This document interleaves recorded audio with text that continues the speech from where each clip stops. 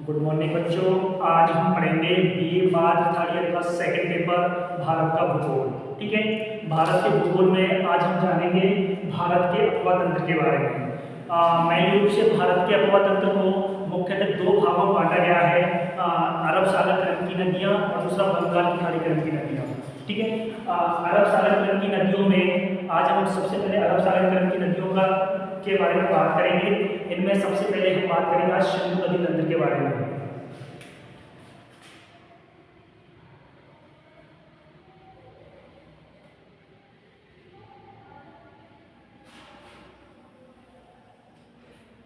जैसा कि आप सभी को पता है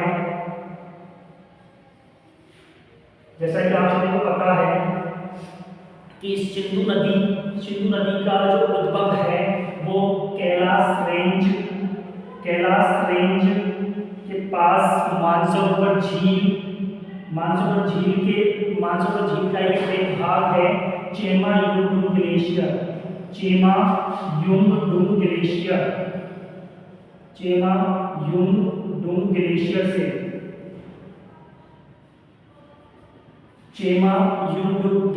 से सिंधु नदी का उद्भव होता है।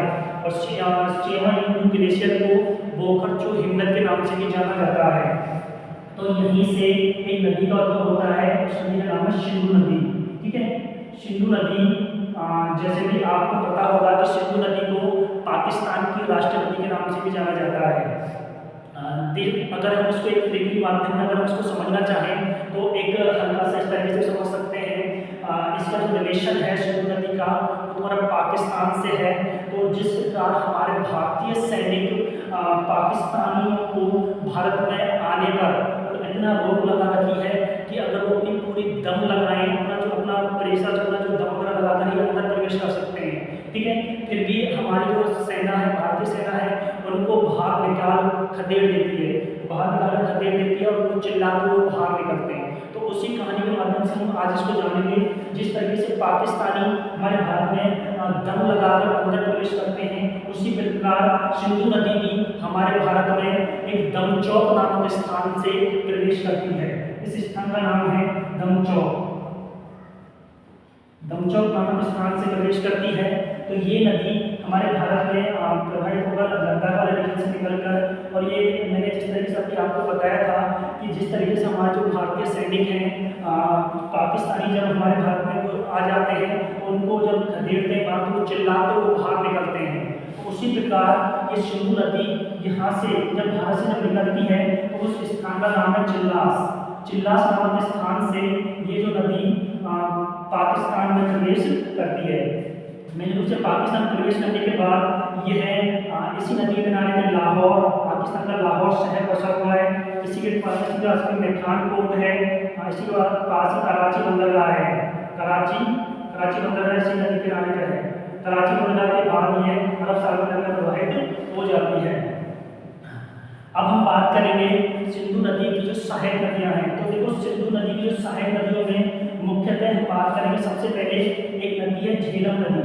तो झेलम नदी का जो उद्भव है वो शेषनाग झील या फिर वेरीनाग झील से होता है। तो इस झील का नाम है शेषनाग या वेरीनाग झील से एक मुख्यतः नदी का उद्भव होता है। उस नदी का नाम है झेलम नदी। और ये झेलम नदी कुछ समय तक अपने भारतीय भारत और पाकिस्तान बॉर्डर पर प्रवाहित होती है, इसके बाद पाकिस्तान में जाकर एंटर कर जाती है।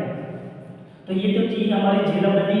इसी झेलम नदी के किनारे पर एक शहर, जम्मू कश्मीर का एक शहर बसा हुआ है जिसे श्रीनगर के नाम से जानते हैं। ठीक है, इसके बाद एक इसकी मुख्य नदी है बारालाचा दर्रे से जो चिनाब नदी, बारालाचा दर्रे से दो नदियों का उद्भव होता है। बारालाचा दर्रे से दो नदियों का उद्भव होता है। उन नदियों में एक तो है चंद्रा, एक है भागा। चंद्रा और भागा दोनों नदियों का उद्भव होता है। और ये आगे जाकर एक शाखा में दोनों मिलकर एक शाखा प्रवाहित होती है। इसको आगे जाकर चिनाब नदी के नाम से जाना जाता है। और ये चिनाब नदी पाकिस्तान में मिठानकोट नामक स्थान पर सिंधु नदी में मिल जाती है।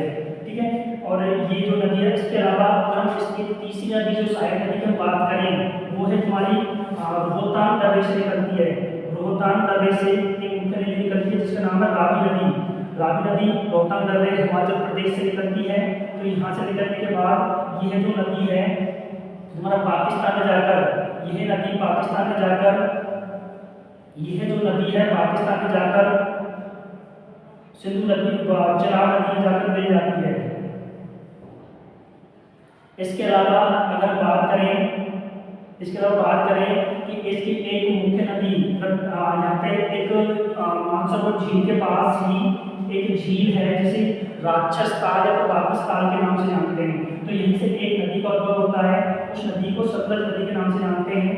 ये जो नदी है भारत में शिप्तला दर्रे से प्रवेश करती है।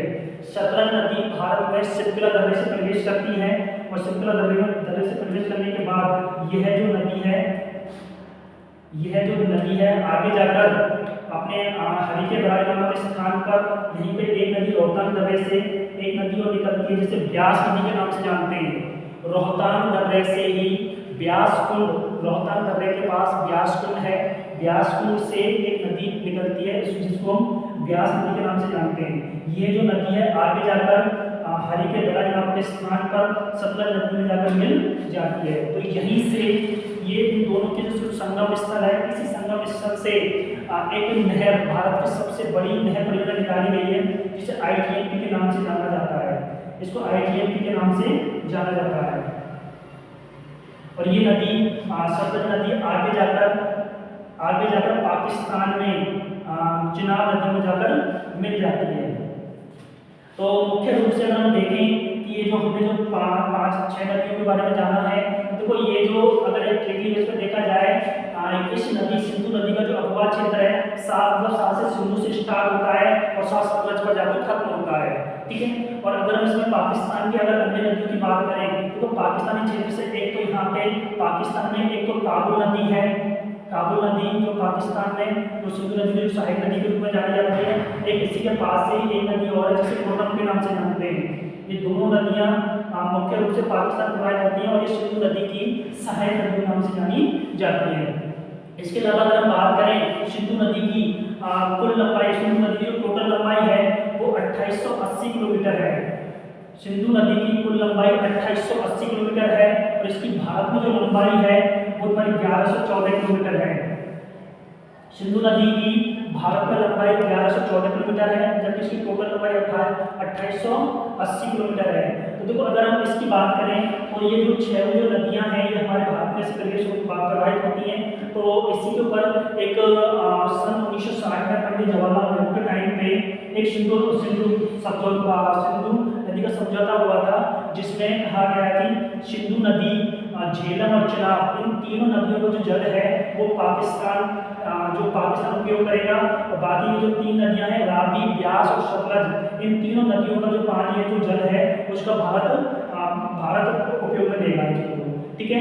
ये तो देखो ये हमने आज बात की है सिंधु नदी अफवाह तंत्र की, ये हमारा पार्ट फर्स्ट है। इसके अलावा हम पार्ट सेकंड में ब्रह्मपुत्र नदी अफवाह तंत्र के बारे में पढ़ेंगे, ठीक है। वो हम नेक्स्ट क्लास में पढ़ेंगे।